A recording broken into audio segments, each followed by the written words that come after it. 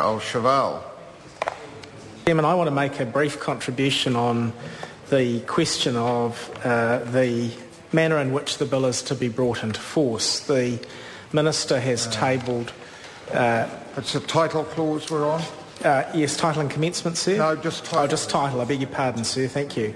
Right, obviously, it's 1 and 2. Sorry, my apologies.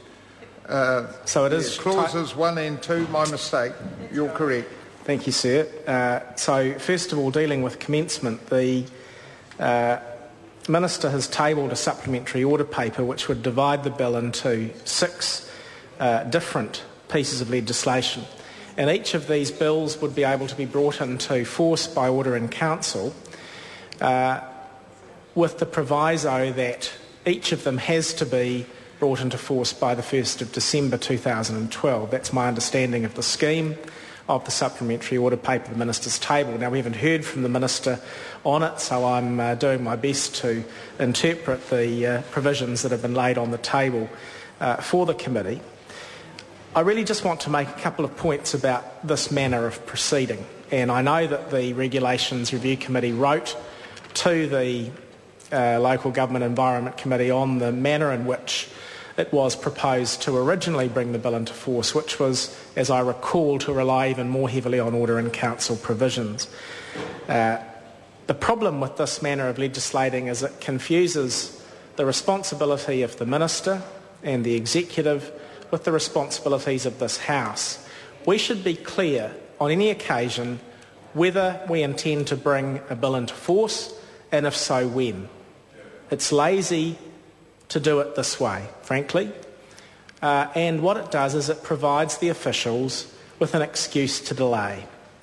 If there is a clear provision in the bill that says this is when this part of the bill will come into force, then the administrative work that is required to be done by the departments, by the entities, by the Minister and his office will be done by that date. And if it isn't done by that date, then they have to come back to this House, explain why, and propose amending legislation. But as it is, it's on the never, but for a drop-dead date of some 18 months. Now, I'd just like the committee to reflect on whether that's a satisfactory way of proceeding. In my submission, particularly on legislation that's as important as this, it's not. The second point that I wanted to make, sir, relates to the title. Now, we've heard a great deal of debate during the committee stage on whether or not this bill really ought to merit the title Environmental Protection Authority Bill. And the nub of the concern is this: nowhere in the objectives of the legislation or in the functions is there a requirement that this body be responsible for protecting New Zealand's environment. Now, Kennedy Graham has moved a supplementary order paper earlier. I've moved one. The government's voted both of these down. We've tried to make this an authority that would be worthy of its name.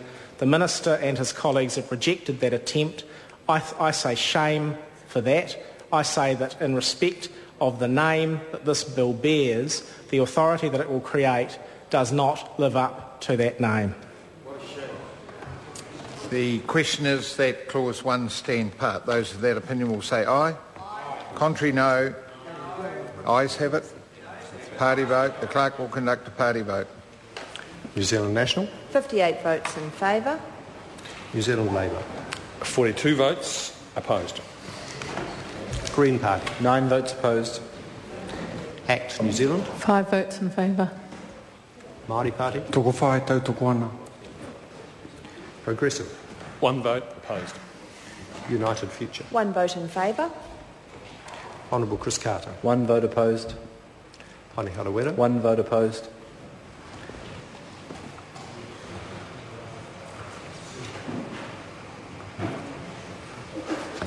Ayes are 68, noes 54. Clause 1 will stand part. The question now is that clause 2 stand part. Those of that opinion will say aye. Contrary, no. Ayes have it. Party vote. The clerk will conduct a party vote. New Zealand National. 58 votes in favour. New Zealand Labour. 42 votes opposed. Green Party. 9 votes opposed. ACT New Zealand. 5 votes in favour. Māori Party. Toko whai tautoko ana. Progressive. One vote. Opposed. United Future. One vote in favour. Honourable Chris Carter. One vote opposed. Hone Harawira. One vote opposed.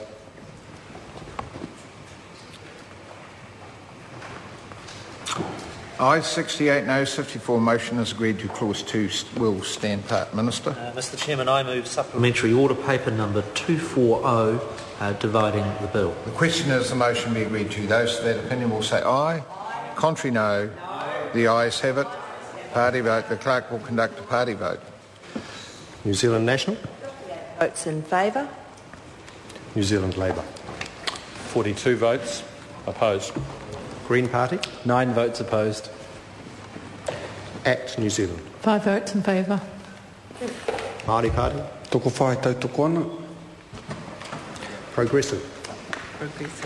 One vote. Opposed. United Future. One vote in favour. Honourable Chris Carter. 1 vote opposed. Hone Harawira. 1 vote opposed.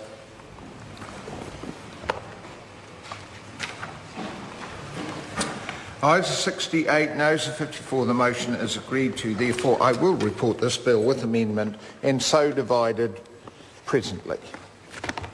So we move now to environment. Sorry. Now move to dairy industry. Right.